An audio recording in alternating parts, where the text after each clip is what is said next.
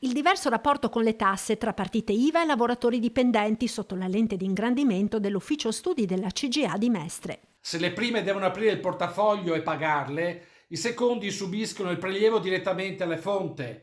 In oltre 9 casi su 10 le tasse e i contributi pagati dalle famiglie dei lavoratori dipendenti del Veneto vengono prelevati alla fonte e trattenuti direttamente dal lordo della busta paga, come IRPEF e contributi previdenziali o inclusi negli acquisti di beni e servizi, come l'IVA, le accise, il canone RAI, l'imposta sulla RC Auto, il contributo al Servizio Sanitario Nazionale. Secondo il calcolo della CGA, in Veneto una famiglia media composta da 2 genitori con lavoro dipendente ed un figlio a carico paga poco più di 20.000 euro di tasse all'anno, 19.500 dei quali attraverso trattenute alla fonte o nascoste nei vari acquisti. Pertanto la coppia presa in esame deve estrarre fisicamente dal portafoglio poco meno di 640 euro l'anno di tasse, volo auto e Tari, che ha un'incidenza sul totale praticamente irrisoria al 3,2%.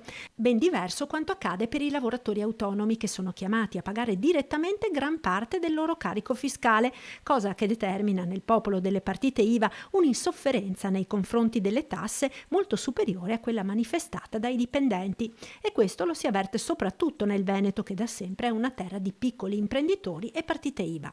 Di una cosa comunque tutti sono d'accordo: in Italia la pressione fiscale è eccessiva. Se per ottenere una visita specialistica in tempi brevi siamo costretti a rivolgerci alla sanità privata, se in auto siamo sempre in coda a causa delle carenze delle infrastrutture, o se per avere una sentenza dalla giustizia civile dobbiamo attendere mediamente 6 anni, significa che in relazione a quanto paghiamo abbiamo un grave problema di efficienza della macchina pubblica.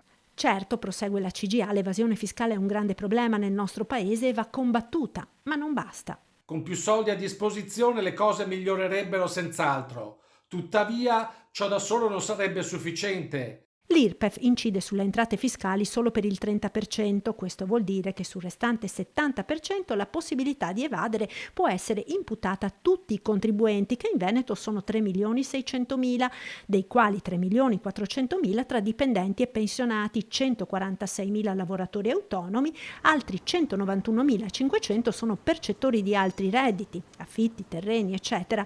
A livello provinciale l'area che ne conta di più è Verona, seguono Padova e poi Treviso, che con oltre 674.000 contribuenti, di cui oltre 25.000 autonomi, si piazza al terzo posto.